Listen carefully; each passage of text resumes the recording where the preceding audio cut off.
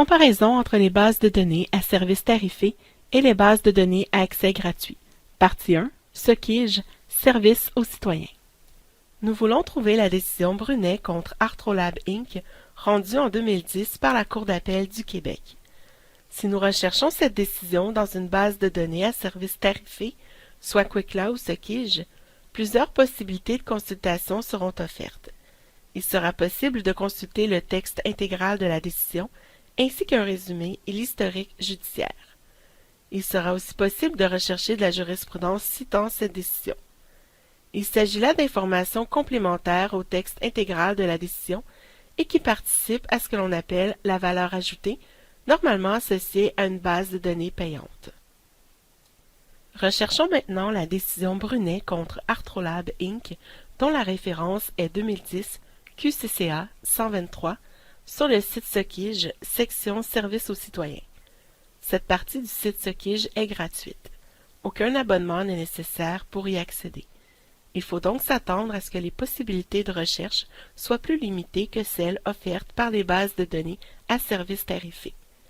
Dans la colonne Services aux citoyens, il faut cliquer sur le lien Recherche de jugement. Avant de nous attarder à la façon de rechercher une décision à partir de cet écran, regardons à gauche de l'écran sous « Trouver une décision ». Il est possible de consulter une aide à la recherche. Il est aussi possible de connaître la portée de la collection offerte sur cette source gratuite en cliquant sur « Décisions publiées sur ce site ».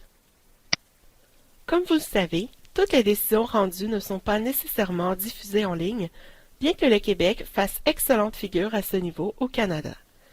Et parmi celles qui sont diffusées en ligne, elles ne le sont pas sur toutes les bases de données. Le contenu des bases de données est variable d'un fournisseur à l'autre pour des raisons éditoriales, de spécialisation, de financement, etc. Il est donc important de consulter la portée des collections d'une base de données gratuite ou payante. Cette action permet d'éviter de rechercher en vain une décision non incluse sur une base de données, parce que la portée des collections de celle-ci ne s'étend pas au tribunal ayant rendu la décision ou qu'elle ne couvre pas l'année où la décision a été rendue. Il se peut aussi que la décision ne réponde pas aux critères de diffusion. Par exemple, dans le cas de Sockige Service aux citoyens, les décisions non motivées, c'est-à-dire les décisions dans lesquelles le juge n'a pas mentionné les raisons motivant son dispositif, ou les décisions rendues oralement sur le banc par le juge, ne seront pas incluses dans la base de données. Les possibilités de recherche à partir du site Sockige Service aux citoyens sont plus limitées que celles offertes par les bases de données que nous avons étudiées. 2 formulaires sont offerts. Il est possible de consulter la liste des décisions rendues par un tribunal pour un mois et une année précise. Une liste de tous les jugements rendus sera alors disponible. Cette fonction nous est peu utile pour notre recherche de la décision Brunet contre Arthrolab, puisque, bien que nous connaissions l'année, nous ne connaissons pas le mois durant lequel la décision a été rendue. Il sera possible de trouver la décision en utilisant le formulaire « Rechercher une décision par mots-clés ». Mais attention, les décisions ne sont pas indexées par sujet et donc la recherche faite en utilisant des mots-clés, par exemple responsabilité civile, morsure, chien, se fera dans le texte de la décision. Il est aussi possible de rechercher par nom des parties, juge ou décideur ou numéro de dossier. Que faire pour trouver la décision Brunet contre Arthrolab rendue par la Cour d'appel? Dans le formulaire « Rechercher une décision par mots-clés », on sélectionne tout d'abord la Cour d'appel du Québec. Ensuite, il faut sélectionner la recherche par nom des parties et saisir les noms des parties Brunet et Arthrolab. Lors d'une recherche par mots-clés, les opérateurs « et » ou « non » sont disponibles.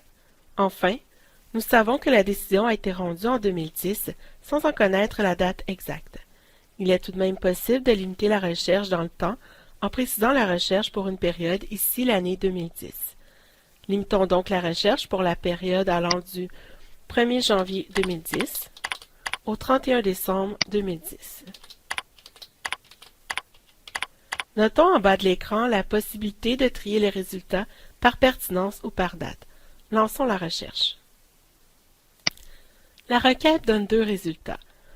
soit une première décision rendue le 27 janvier 2010 et une seconde rendue le 2 septembre 2010. En cliquant sur le lien de la première décision, nous constatons qu'il s'agit bel et bien de celle que nous recherchons, soit la décision portant le numéro 123. En faisant une recherche à partir de Sequige, section Services aux citoyens, seul le texte intégral de la décision est disponible. Aucun autre élément dit à valeur ajoutée que l'on retrouverait si la recherche était faite dans une base de données à service tarifé n'est disponible. Ni résumé, ni information quant à l'historique de la décision, ni relevé indiquant la jurisprudence citant, ni indexation. En bref, il n'y a pas d'élément de valeur ajoutée sur le site Sequige section Services aux citoyens. Il n'en demeure pas moins que le site est utile lorsque l'on cherche le texte d'une décision et que l'on connaît le nom des parties, le tribunal ayant rendu la décision et la période au cours de laquelle la décision a été rendue. Pour le reste, vous l'aurez compris, la recherche en plein texte à l'aide de mots-clés est hasardeuse et probablement chronophage vu le manque de raffinement de l'outil de recherche. Tentons maintenant de trouver l'arrêt Brunet dans la base de données Canly.